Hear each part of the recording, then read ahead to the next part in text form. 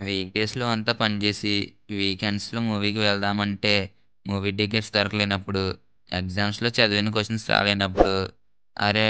నాకసలు లక్కే లేదు అని ఫీల్ అవుతా కదా! కానీ లక్ అనేది మన చేతుల్లోనే ఉంటది. ఈరోజు లక్‌ని హ్యాక్ చేయడం ఎలాగో నేర్చుకుందాం. Step 1 lucky mind set. ఆహ్, నాకర్థం కాలేదు సార్.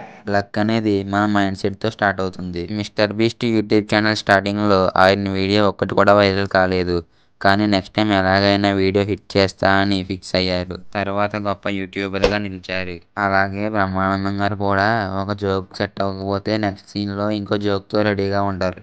నువ్వు నేను అన్‌లక్కీ అని ఫీల్ అయితే లక్ ఆటోమేటిక్‌గా నిన్ను అవాయిడ్ చేస్తుంది.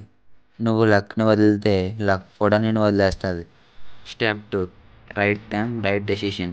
లక్‌ని బ్లేమ్ చేయడం చాలా ఈజీ. కానీ నువ్వు కరెక్ట్ ప్లేస్‌లో లేకపోతే లక్ ఎలా వస్తది? ఒక ఫేమస్ మూవీ థియేటర్ ఉంది.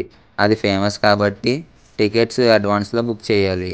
లేదు నేను థియేటర్‌లోనే తీసుకుంటాను అంటే అదవ్వదమ్మ. ఎగ్జామ్‌లో పేపర్ టఫ్ వచ్చిందని అంటారు కదా! మనకి చాప్టర్ నేమ్ కూడా తెలీదు. ఎగ్జామ్ ముందు బుక్ ఓపెన్ చేసి పన్నెకిన అంటే చూసినవి ఎలా గుర్తుంటాయి? నువ్వేమీ 'రోబో' సినిమాలో చిట్టివి కాదు కదా! అట్‌లీస్ట్ మనం చదవడానికైనా ట్రై చేయాలి. అంతేగాని నాకు లక్ లేదు. నేను అన్‌లక్కీ పర్సన్ అంటే ఎలా? Step 3 luck is a game. Keep playing. Luck అనేది వన్ టైమ్ కాదు continuous game. KFC founder 65 years ఏజ్‌లో తన రెసిపీతో 1009 టైమ్స్ ఫెయిల్ అయ్యారు. అప్పుడే గనుక అతను గివ్ అప్ ఇచ్చేసి ఉంటే ఇప్పుడు మనకి కేఎఫ్‌సి ఉండేది గాదు.